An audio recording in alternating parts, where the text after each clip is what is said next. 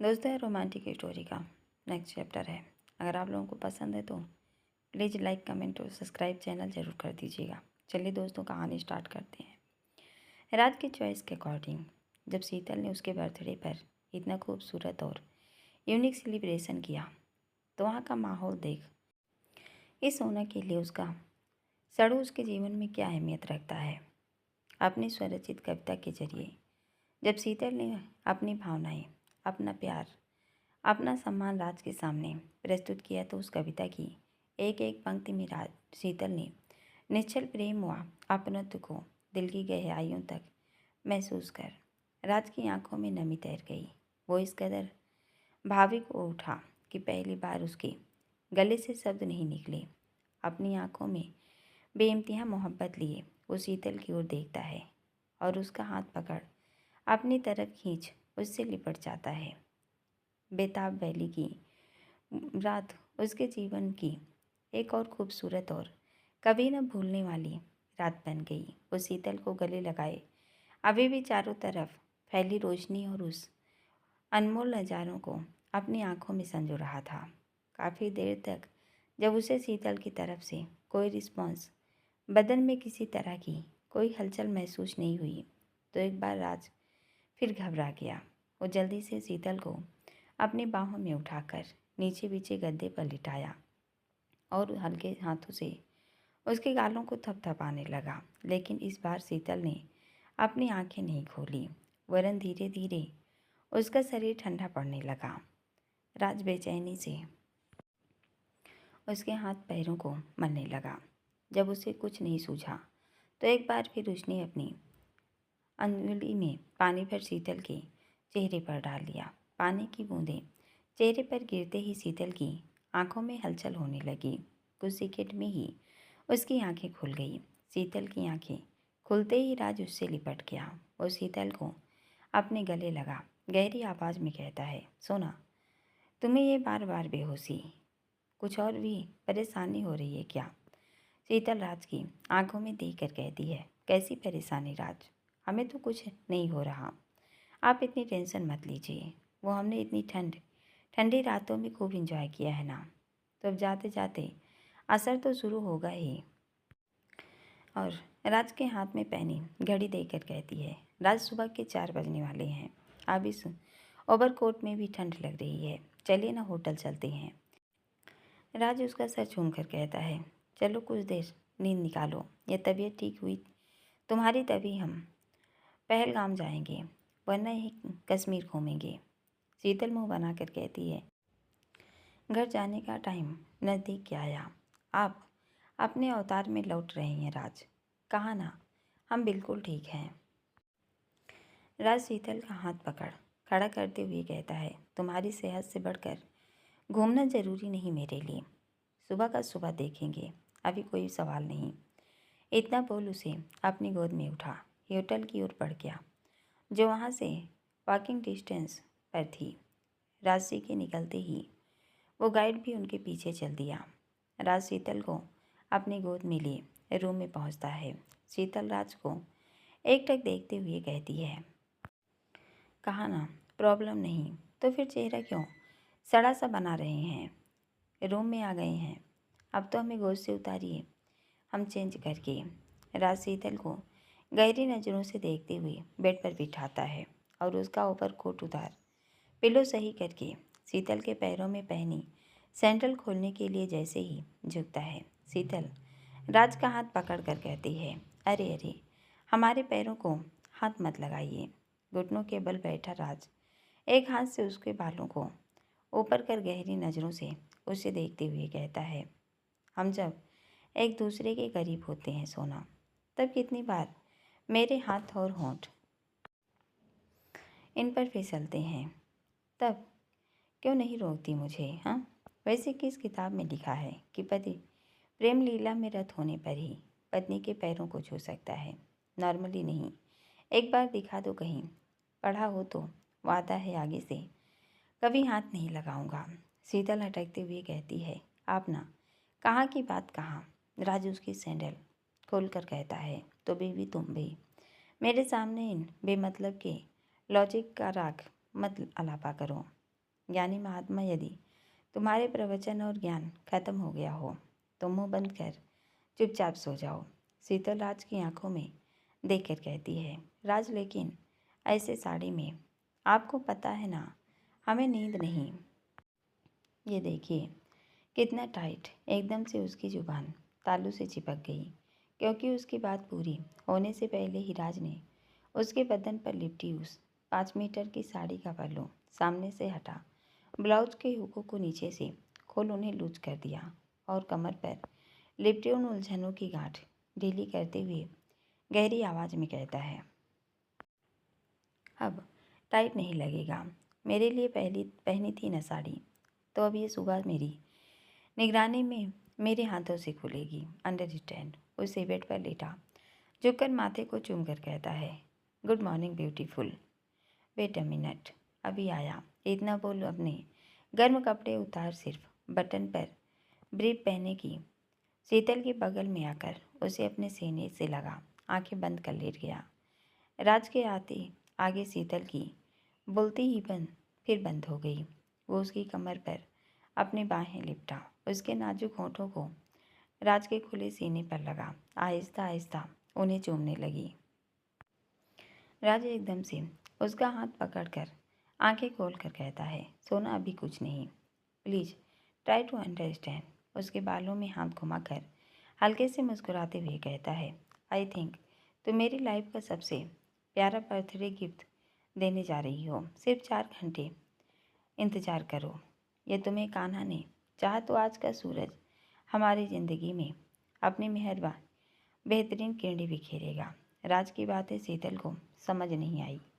वो अपनी बड़ी बड़ी आंखों से राज को देख उसकी बातों को समझने का प्रयास कर रही थी।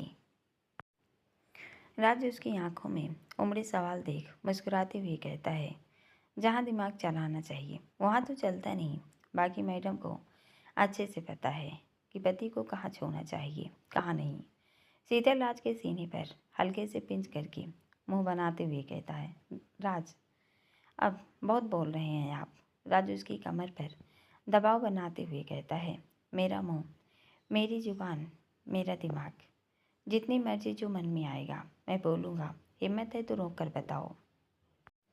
उसके गालों को खींचते हुए, मैडम सुबह 8 बजे बाद आपसे सवाल जवाब करेंगे। प्लीज़ थोड़ी देर सुकून से सो जाओ मेरी ब्यूटीफुल परी। और उसके होंठों को चूम कर कहता है, सोना आराम करो यार प्लीज़, मेरी खातिर अच्छी और गहरी नींद लो। मैं नहीं चाहता तुम्हारी तबीयत घर लौटते वक्त बिगड़े। शीतल राज के हाथों को पकड़ उसकी ओर देखती है और हल्के से ऊंचे होकर उसके होंठों पर अपनी छाप छोड़ते हुए कहती है, आप भी थोड़ी देर सो जाइए, नहीं तो फिर से हेडेक शुरू हो जाएगा। वो अपने मुंह को राज के सीने में छुपा आंखें बंद कर लेती है। शीतल को तो आंख बंद करते ही गहरी नींद लग गई, लेकिन राज अपने मोबाइल का कैलेंडर खोल उसमें कैलकुलेशन करता है और अंकिता को एक मैसेज टाइप कर सेंड करता है। इस वक्त उसके चेहरे पर खुशी और टेंशन के मिले जुले भाव थे। उसकी आंखों से नींद कोसों दूर थी। शीतल को गहरी नींद में सोए देख वो उसे अच्छे से ब्लैंकेट से कवर करता है और खुद गर्म कपड़े पहन 1 कप ब्लैक कॉफ़ी भी बना बैग से सिगरेट निकाल बाहर बालकनी में रखी चेयर पर जाकर लंबे पैर करके बैठ जाता है। इस वक्त दिमाग में उसके कई सवाल घूम रहे थे, लेकिन फिलहाल जो वो कयास लगा रहा था उसको लेकर भी श्योर नहीं था। और ऊपर से उनकी बेचैनी का एक कारण ये भी था कि पिछले 15 दिनों में कई बार शीतल और राज फिजिकली एक दूसरे के नज़दीक आए। उस पर राज का घंटों चलने वाला वाइल्ड रोमांच, ये सब सोचकर ही राज का बदन सिहर उठा। वो चिंतित हो अपने मन में बड़बड़ाते हुए कहता है, कान्हा यदि आपने मेरी विश पूरी करने की ठानी है तो प्लीज़ मेरी सोना और सिंड्रेला दोनों की हेल्थ सही रखना। पता नहीं क्यों मुझे अंदर से स्ट्रांग फीलिंग आ रही है कि वी आर प्रेग्नेंट। वो बेचैनी से एक नज़र अंदर आराम से सोई शीतल पर डालता है और अपना सर झटक कर कहता है, ये तो इतनी आराम से सो रही है जैसे कुछ हुआ ही नहीं। बेहोशी के अलावा और कोई सिम्टम नहीं दिख रहा। शायद मैं ही कुछ ज़्यादा ओवर सोच रहा हूँ। हो सकता है वास्तव में सोना को थकान की वजह से बेहोशी। सिगरेट का धुआं ऊपर उड़ाते हुए कहता है, oh God, please save my beautiful. बार बार उसका दिल धड़क रहा था। बाहर बैठे हुए उसने कई बार अपने मोबाइल को खोलकर चेक किया कि अंकिता ने मैसेज रीड किया कि नहीं, लेकिन हर बार उसे निराशा हाथ लगी। वो अपने मन को तसल्ली देते हुए कहता है, अंकी ने अभी तक देखा नहीं है। वो जैसे ही मैसेज रीड करेगी, मुझे पूरा विश्वास है उसका कॉल ज़रूर आएगा। बहन बेशक है वो मेरी, लेकिन उसका पेशा एक लेडी गायनी का है। पेशेंट और डॉक्टर से कुछ नहीं छुपाना चाहिए। मैं अंकी को खुलकर सब कुछ बता दूंगा। यदि मुझे पॉजिटिव रिजल्ट मिला तो मैं कल ही पहली फ्लाइट से सीधा जयपुर निकल जाऊंगा। यदि हमारा अंश सच में सोना की कोख में पनप चुका है तो मुझे सोना को अंकिता को दिखाना बेहद ज़रूरी है। अपनी दोनों जिंदगी की हेल्थ से राज कभी कॉम्प्रोमाइज़ नहीं करेगा। राज बाहर बैठा सिगरेट का धुआं उड़ाते हुए बेचैनी से कभी अंदर सोई शीतल को देखता तो कभी मोबाइल को। वैसे ही कल शाम से उसका हेडक था।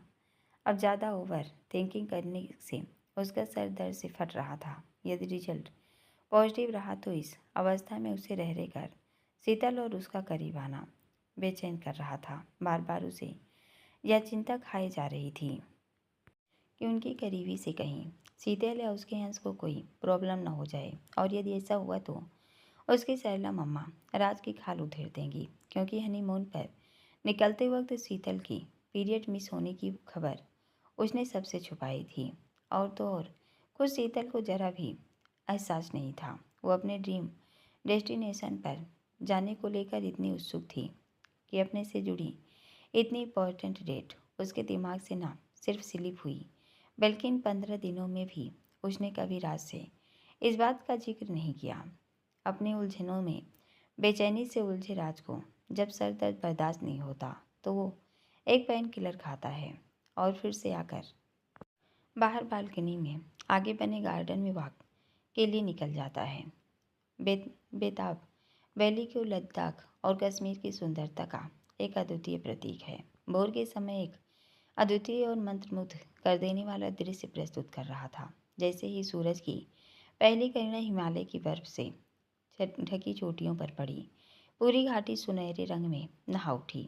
घाटी के चारों ओर फैले हरे भरे पेड़ और नीले आसमान के साथ बर्फीली चोटियों का संगम एक अलौकिक दृश्य उत्पन्न कर रहा था। सुबह सुबह ही की ठंडी हवा में देवदार और पाइन के वृक्षों की खुशबू राज के बदन में समाहित हो उसे आत्म शांति और सुकून प्रदान कर रही थी। बाहर का नज़ारा और फूलों की मनमोहक महक से अब उसे ताजगी महसूस हो रही थी।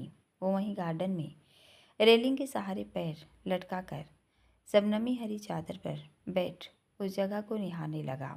दूर बहती नदी की एक धारा जिसके बहते पानी की कलकल ध्वनि राज के कानों में मिस्री की भांति गुलूस की बेचैनी को शीतलता प्रदान कर रही थी।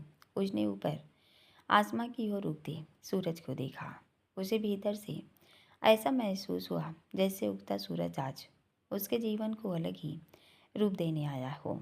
उसके लिए उस वक्त सूरज का उगना एक स्वर्गीय अनुभव था। जैसे ही भास्कर अपनी लय में आहिस्ता आहिस्ता ऊपर उठता है, उसकी किरणें नदी के पानी में चमक ऐसी छटा बिखेरती हैं मानो हजारों हीरे उस निर्मल शांत जल में बिखरे हों। पक्षियों का चहचहाना जो रात भर के विश्राम के बाद जागे थे, उस प्राकृतिक संगीत को और भी मधुर बना सोने पर सुहागे का काम कर रहे थे। वहीं सुबह की ओस की बूंदें घास पर मोतियों की तरह चमक रही थी।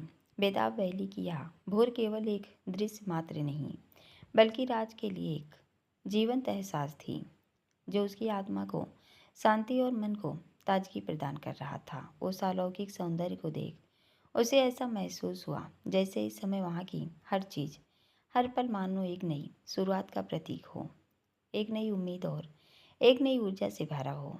उस अद्वितीय नज़ारे ने उसकी बेचैन रूह को शांत कर दिमाग की उलझनों को पल में दूर कर उसमें ऐसी ताजगी भरी कि जिस चेहरे पर थोड़ी देर पहले बेचैनी और चिंता झलक रही थी, अब उस चेहरे पर एक नई उम्मीद और आंखों में चमक नजर आ रही थी। वो अपनी घड़ी में टाइम देखता है। सुबह के 8 बजने वाले थे। राज फुर्ती से उठकर अपने रूम की तरफ भागता है। जैसे ही उसकी नज़र बेड पर सोई शीतल पर पड़ती है, उसकी जान में जान आ गई। वो अपने धड़कते दिल पर हाथ रखकर कहता है, थैंक गॉड जो सोना उठी नहीं, वरना सब गड़बड़ हो जाता। वैसे ये लड़कियां नींद की बड़ी कच्ची होती हैं। एक ये हमारी महारानी, जब मर्जी तब लुढ़क जाए। ऊपर से वो अंकी, पता नहीं कैसी डॉक्टर है। 8 बजने को आए, इसने अभी नेट ही चालू नहीं किया। एक हम लड़कों को देखो, कल से सर दर्द था। पूरी रात इन मैडम के सरप्राइज में और बेचैनी में निकला। आंखों में रात गुजार दी, लेकिन फिर भी तरोताज़ा है। वो शीतल पर एक नज़र डाल अपना मेडिकल बॉक्स ओपन करता है और उसमें से एक किट निकाल अपनी पॉकेट में रख शीतल के सिरहाने आकर बैठ जाता है। शीतल के पास बैठा राज उसका हाथ पकड़ बालों में अंगुलियां घुमाते हुए बड़े गौर से एकटक शीतल के चेहरे को देख रहा था। लेकिन उसे सोना का चेहरा किसी भी एंगल से मुरझाया या बेईमान नहीं लगा, बल्कि इन दिनों उसके चेहरे पर एक अलग ही नूर था। राज का पूरा ध्यान इस वक्त शीतल के चेहरे पर था। वहीं हमारी इनोसेंट क्वीन अपने सड़ों के हल्के से स्पर्श से नींद में गुनगुनाते हुए धीरे से अपनी आंखें खोल राज को देखती है और झट से उसकी गोद में अपना सर रख कमर पर दोनों हाथ लपेट कर कहती है, हैप्पी वाला बर्थडे पतिदेव। इतना बोल उसके दिल को छूकर कहती है, गुड मॉर्निंग हैंडसम। कैब आ गई क्या? हमें कितने बजे निकलना है? राज उसे अपनी बाहों में लेकर उसके होंठों पर हल्के से अपना स्पर्श देते हुए कहता है, थैंक यू बेबी। यार आंखें ढंग से खुली नहीं और कैंची से जुबान उठते ही चालू हो गई तुम्हारी। एक के बाद एक सवाल। सोना रानी, पहले उठकर फ्रेश हो जाओ, ब्रेकफास्ट करो, उसके बाद की बातें हैं ये सब, समझी? तुम्हारे सरप्राइज ने कल रात मेरी नींद उड़ा रखी है। तुमने तो 4 घंटे की नींद निकाल ली मैडम, लेकिन मुझे एक पल नींद नहीं आई। शीतल अपनी आंखें मलते हुए उठती है और राज को देख नाक सिकोड़ते हुए कहती है, हमने कहा था आपको जागरण करने का। अच्छे भले हमारे पास सोए फिर नींद कैसे नहीं आई? झूठे, दिमाग में कोई फितूर घूम रहा होगा, तभी सड़ू साहब की नींद उड़ी हुई है। राज उसे गहरी नज़रों से देखकर कहता है, हो गया भाषण तो पहले उठे और फ्रेश होकर आओ। भूख लगी है, पहले नाश्ता करेंगे, उसके बाद सोचेंगे क्या करना है। राज की भूख का सुन शीतल फुर्ती से बेड से उतर पहले क्यों नहीं बोला? हमारे भी दिमाग से स्लिप हो गया। आपने ढंग से कल रात खाना भी नहीं खाया था। बस 10 मिनट दीजिए, अभी ड्राई क्लीन करके आते हैं। आज सोच रहे हैं शावर स्किप कर दें, बहुत ठंड है यहाँ। राज उसकी बात सुन मुस्कुरा उठा। शीतल पैरों में स्लीपर पहन राज की नोच खींचते हुए कहती है, आप ब्रेकफास्ट का ऑर्डर करिए, हम अभी आए। इतना बोल जैसे ही वॉशरूम की ओर कदम बढ़ाती है, राज उसका हाथ पकड़ गहरी आवाज़ में कहता है, रुको सोना। शीतल पलटते हुए कहती है, क्या हुआ राज? राज अपनी पॉकेट से प्रेगनेंसी किट निकाल शीतल की हथेली पर रख उसकी ओर देखता है। शीतल जैसे ही अपनी हथेली पर रखे उस किट को देखती है, उसका बदन हल्के से कांप उठता है। शब्द मुंह में अटकने लगते हैं, होठों में फड़फड़ाहट होने लगी। वो सक पकाते हुए टूटे शब्दों में कहती है, राज ये सब। राज अपनी उंगली से उसका चेहरा ऊपर कर कशिश भरी नज़रों से शीतल की आंखों में देखते हुए कहता है, सोना तुम्हारी डेट मिस हुई है, पता है कितना टाइम हो गया? शीतल अटकते हुए कहती है, वो और आज ये पहली बार, आई मीन शादी से पहले कई बार। राज गहरी आवाज़ में कहता है, शादी से पहले की कोई चीज़ मैटर नहीं करती सोना। 7 महीने से मुझे जहाँ तक याद है शायद ये फर्स्ट टाइम डेट निकली है। एम आई राइट? शीतल सपकाते हुए कहती है, जी वो। राज उसकी हथेली बंद कर हल्की मुस्कान लेकर कहता है, हो सकता है सोना तुम्हारे कान्हा मेरे बर्थडे को और स्पेशल बनाने के लिए सबसे अनमोल सौगात भेंट करना चाहते हो। यदि रिजल्ट पॉजिटिव रहा तो ये मेरी लाइफ का सबसे खूबसूरत गिफ्ट होगा। बाई चांस यदि रिजल्ट हमारे फेवर में नहीं आया तो तुम परेशान या टेंशन नहीं लोगी। उसका एक हाथ अपने सर पर रखकर कहता है, जो भी रिजल्ट होगा खुशी खुशी स्वीकार करेंगे हम सोना।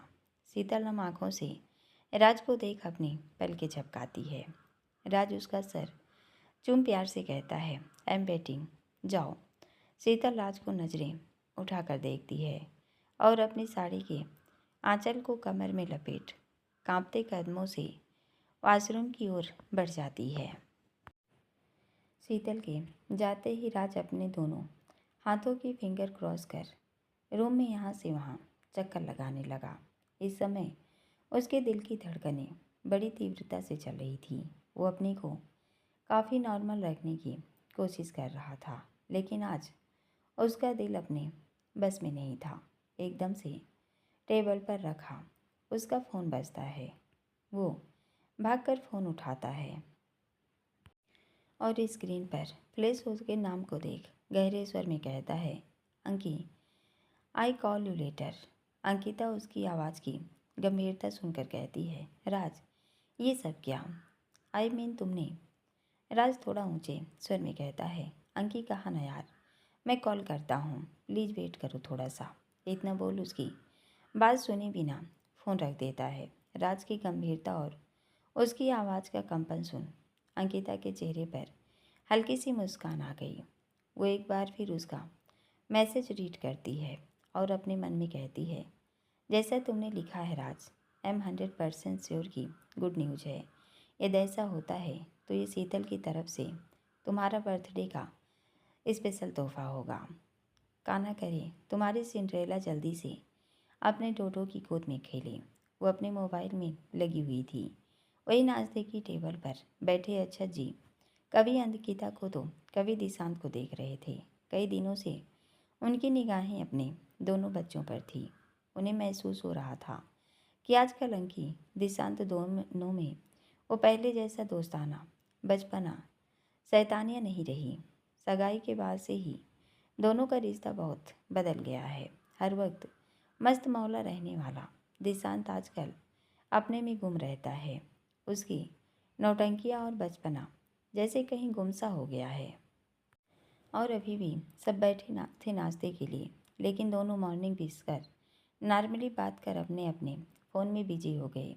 अच्छा जी ने अपना नाश्ता ख़त्म किया और दोनों को देख गंभीर आवाज़ में कहा, दोनों फ़ोन रखोगे थोड़ी देर के लिए, या फिर मैं तुम्हारे फ्री होने का इंतज़ार करते करते हॉस्पिटल निकल जाऊं।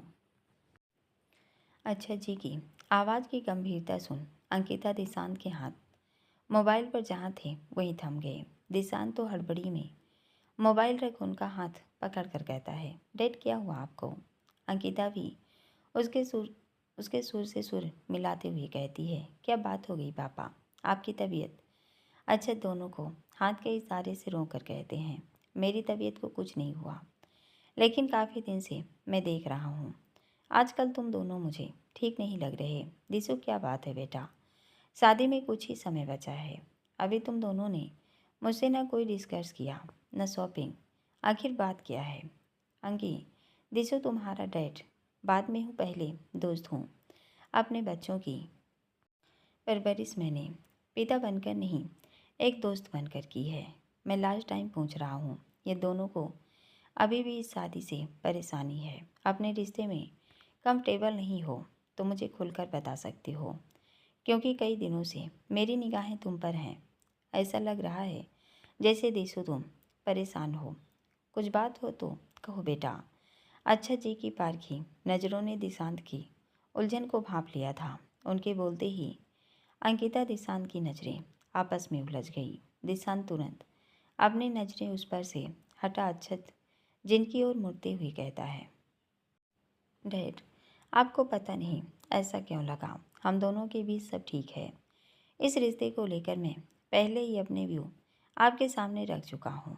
जिस दिन आपने मुझसे शादी के बारे में पूछा था मैंने आपको साफ शब्दों में कहा था कि आप जिस लड़की को मेरे लिए पसंद करेंगे मैं उसी से शादी करूँगा।